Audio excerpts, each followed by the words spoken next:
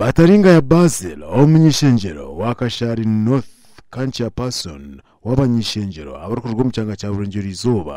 yagambebi amukorwa bakazi abarukwegitiro mu kigombe cyambara Catholic Women Apostolate omwanyugo yabajwe kire omunyishenjero wambarara City North Dr.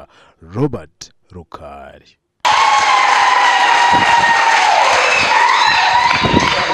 Kinareba abakazi bariyo bakora iby'emikono so iby'emikono ebi nibyo tukugambira abantu kuri muko mukasheshe ugire icyo wateka hingaro zawe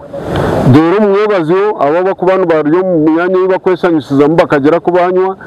obewe n'icyo wasigayo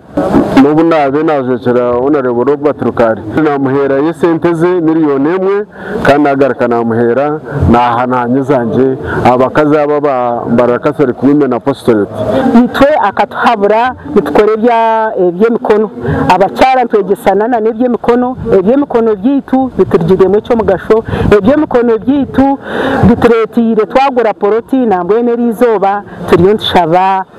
itafari ryo futandiko kombeka ekigombe cyambara Catholic Women Apostolate n'ekigombe kirugita abakazi abakaturiki kandi umwanyugo abahika yakiyanja nibo babebembiremo omukoro ogo ogwabakazi ati ebintu byona ebyabakazi aba bariyo bakora bari korekerera abandi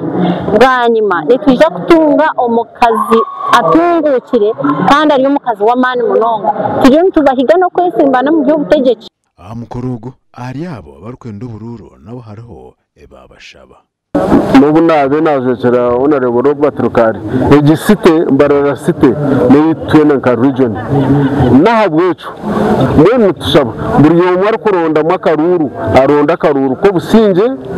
akaruru ko kugambira abantu byo kuza kubakorera katari kururu ko kujumirana ayitorgira umwanyugo omukorwa kurundana sente kumuguma kuko nja kwataraho abakazaba gwa gushiriyo no kugenda mu maisho aba TV West disenyomo Gideon.